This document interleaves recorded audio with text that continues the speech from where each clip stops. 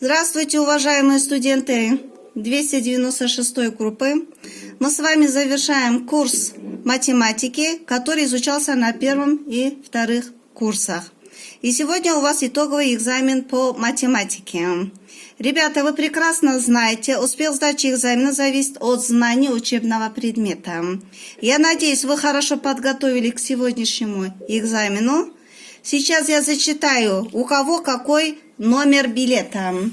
Абдилиев 6-й билет, Агатаев 3-й билет, Алиев 9-й билет, Алимбаев 19-й билет, Джениспаев 4-й билет, Диченко 12-й билет, Ержанулов 14-й билет, Жакетов 8-й, Жетпспаев 25-й, Жумабеков 22-й, Ибадулаев номер 20-й, Лизгиев 16-й билет, Мамедов 23-й билет, Маркабаев 5-й билет, Миргенбай 10-й билет, Полат 7-й билет, Симбиев 2-й билет, Смадьяр 18-й билет, Таспулат 15-й билет, Тохмулданов 13-й билет, Усимбаев 24-й билет, Шабдинбай 1-й билет, Аблясан 11-й билет. После того, так, как вы подготовитесь? Значит, все ответы записываем на двойных листах. Оформляйте по образцу, который я отправила. И, значит, задание и приложение к билетам имеется в приложении Платонус. Отправляйте свои ответы через приложение Платонус. Удачи вам! Желаю вам успехов на экзамене. Ваше время на подготовку прошло. Так, Никита, я вас слушаю. У меня номер билета 12. Первый вопрос. Правила вычисления производных, производная суммы произведения и частного функции. Пусть U и V это будут у нас две функции, определенные по одному и тому же промежутку.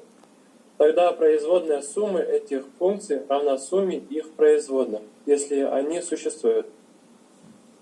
То есть U умноженное на x плюс u умноженное на x, и все это берется в производную. И второй способ — это производное произведение двух функций. Выглядит оно следующим образом. Произведение двух функций равна сумме u производная умноженная на v плюс v производная умноженная на u. Второй вопрос был способы задания плоскостей. Способы задания плоскостей есть 4 способа. Положение плоскостей в пространстве определяется по тремя точками, лежащими на одной прямой линии. Второй способ — это прямой и точкой, взятой вне прямой. Третий способ — двумя пересекающимися прямыми. И четвертый способ — это двумя параллельными прямыми. Молодец. Так, Никита, дополнительный вопрос. Аксиома стереометрии. Аксиомы стереометрии есть 4 аксиомы. Первая из них звучит следующим образом. Существуют точки, которые принадлежат этой плоскости, и точки, не принадлежащие ей. Вторая аксиома. Через любые 3 точки, не лежащие на одной прямой, можно провести плоскость, и при том только одну.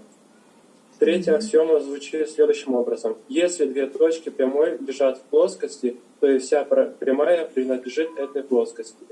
Четвертое. Если 2 плоскости имеют общую точку, то они имеют общую прямую, на которой лежат все общие точки этих плоскостей. Совершенно верно, правильно. Авторе, дайымыз ба? Вам берген билет 11. Первый вопрос. Область определения функции и способы задания функции. Область определения функции y равна f от x называется множество всех значений x, для которых функция имеет смысл. Способы задания функции. Первое — это графические. Функция задается графическим. Второе — это аналитические. Функция задает формулы. Второе — это табличи. функция задается таблицей значений. В виде таблицы значений. Третье числовые пары. Параметры. Мгм. Параметры. Мгм. Второй вопрос. Цилиндр и его объем. Цилиндр — геометрическое тело, ограниченные цилиндрические поверхности и двумя параллельными плоскостями, пересекающими ее. Цилиндра есть два основания и высота ос цилиндра, образующий цилиндр и радиус. Совершенно верно. Мгм. Так, Ахтуре, дополнительный тебе вопрос. Правильные многогранники, назови мне их. Правильные многогранники — это тетраэдр, гексаэдр, октаэдр, додекаэдр и инкасаэдр. И косаэдр. Мгм.